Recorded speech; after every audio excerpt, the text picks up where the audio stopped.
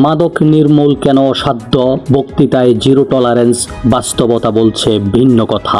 আজকের বাংলাদেশে মাদক এক অসাধ্য মহামারী। সীমান্ত পেরিয়ে টেকনাফ থেকে তেতুলিয়া সবখানেই মাদকের মরণ কামড়। সমাজ ধ্বংস হচ্ছে, পরিবার নিঃস্ব হচ্ছে, কিন্তু কেন এটি থামানো যাচ্ছে না? কারণ মাদকের বিরুদ্ধে আমাদের লড়াইটা যতটা না বাস্তব তার চেয়ে বেশি দ্বিমুখী। মুখে নীতিবাক্য, আড়ালে কমিশন। বাস্তবতা হলো আজ যারা স্টেজে দাঁড়িয়ে মাদকের বিরুদ্ধে বড় বড় বক্তব্য দিচ্ছেন, তাদের মধ্যেই কেউ কেউ গোপনে মাদকসেবী, আর কেউ বড় মাদক বিক্রেতা।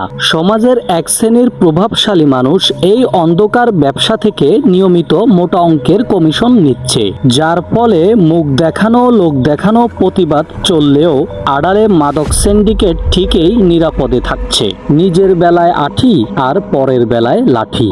জনগণ বা সামাজিক সংগঠন যখন বুক চিটিয়ে মাদক কারবারিদের হাতে নাতে ধরে, তখনই শুরু হয় আসল নাটক। প্রশাসনের লোক আসার আগেই হাজির হয়ে যান স্থানীয় রাজনৈতিক নেতা বা প্রভাবশালীরা, প্রকাশ্যে কিংবা আড়ালে ছেড়ে দেওয়ার সুপারিশ।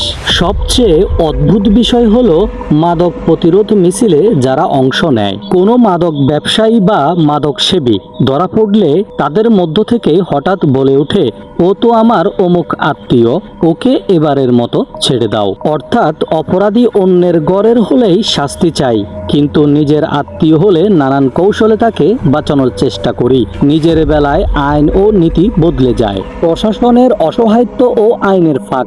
জনগণ অনেক ঝুঁকি নিয়ে অপরাধীদের ধরিয়ে দিলেও লাভ হচ্ছে না।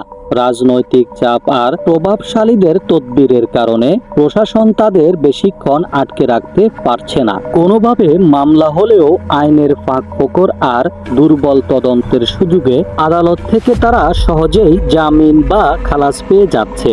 এরপর ফিরে এসে দ্বিগুণ উৎসাহে আবার একই অপরাধ করছে। সামাজিকভাবে যারা এদের ধরিয়ে দিয়েছিল, উল্টো তারাই পড়ছে চরম নিরাপত্তাহীনতায়, হচ্ছে এলাকা ছাড়া।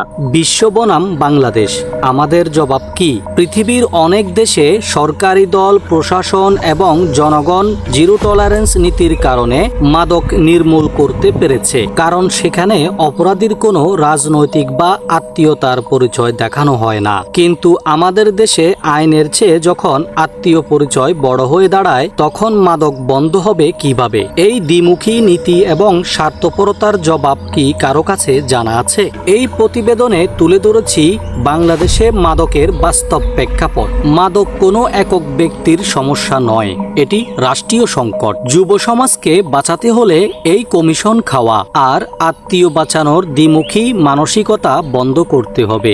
অপরাধী নিজের ঘরের হলেও তাকে আইনের হাতে তুলে দেওয়ার সাহস দেখাতে হবে। আসুন লোক দেখানো স্লোগান বন্ধ করে বুক চিটিয়ে মাদকের বিরুদ্ধে সত্যিকারের প্রতিরোধ গড়ে তুলি।